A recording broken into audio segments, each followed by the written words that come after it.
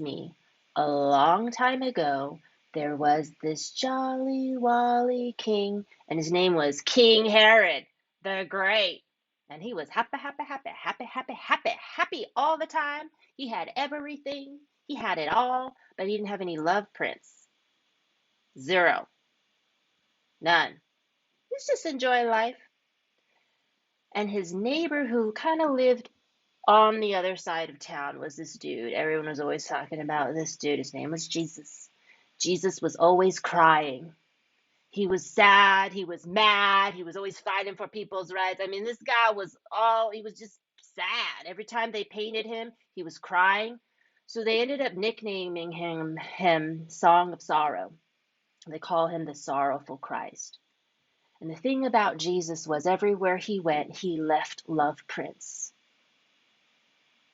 And once he went to the bakery to get bread to feed the beggars, and as soon as he touched the bread, it expanded and it fluffed up. And you saw this in the Bible. Everyone would get in line after Jesus left, and they would just touch the counter at the bakery. Because everything he touched, they would just touch it. Because they wanted to touch his love prints. Because his love prints had a vibration of love that would heal them from diseases. Now, the bigger and the deeper and the stronger your love is, the more powerful your love print is. So, have you guys ever heard of the Shroud of Turin? It's linen. It's linen cloth, and it's wrapped around Jesus. It was the linen cloth that was wrapped around Jesus's body in his tomb after he was crucified. And they keep it under super, super heavy duty security in a cathedral in Italy. And that cloth bears the image of a man. And the Catholic Church believes that this was Jesus's love print. And they also believe that that cloth has magical healing powers. So how come someone who's super, super happy all the time, King Herod, he has no love print?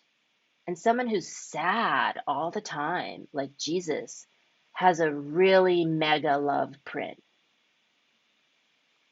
Well, if we look at precious stones, the bottom's like coal or chalk or coal, right, on the bottom. Then you have cement, then you have granite, and then going up to the very top are emeralds, rubies, and then finally diamonds. The highest and the hardest stone is the diamond. And one of the lowest and the softest is coal. Now, emotions also have refinement and value. So on the bottom of the emotional scale is guilt. Then we have hate, rage. In the middle, you're kind of content. And towards the top, you have joy, love, meaning, enlightenment. And so what's interesting is that while Herod was super happy, he had no love print. And Jesus was super sorrowful, and he had a really big love print. So you see, the more precious the stone, the more pressure has been applied to it. And a diamond is just a piece of coal that underwent an extreme amount of pressure for many years.